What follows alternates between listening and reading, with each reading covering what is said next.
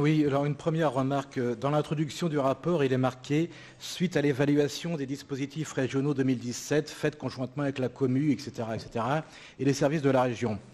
Donc c'est bien de savoir qu'une évaluation a été faite, mais c'eût été mieux d'en avoir les résultats, ce qui aurait permis de savoir pourquoi on vote aujourd'hui. Alors sur le fond, en ce qui concerne les aménagements des allocations doctorales, notre cœur balance. En effet, si le montant global reste identique et leur nombre augmenté de 10, il y en a tout de même 5 de moins financés à 100%. Alors c'est pour encourager les universités à rechercher des partenariats, dites-vous, mais vous savez très bien que c'est déjà le cas pour la simple raison que l'immense majorité des docteurs mettent par la suite leur savoir au service des entreprises, la filière de recrutement des enseignants-chercheurs étant depuis très longtemps embouteillée.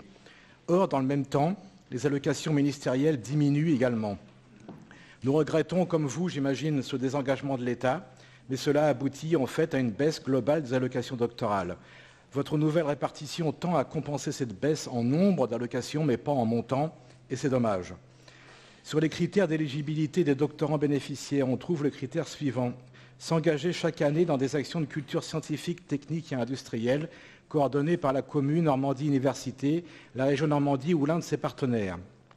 Cela semble écarter d'office tout candidat ou toute candidate qui se situerait dans le RIN humanité et société. Il y a là comme une contradiction. Est-elle voulue ou fortuite? Éclairez-nous, Monsieur le Président. Sur les deux autres volets, financement de la recherche sur projet et RIN Action Sup. Alors par principe, nous ne sommes pas des fans du financement sur projet, quelle que soit la collectivité qui finance, car nous savons que cela permet d'exercer des pressions sur les objectifs et les délais de la recherche. Et cela est dommageable en particulier pour la recherche fondamentale qui a besoin d'un temps long et de sérénité.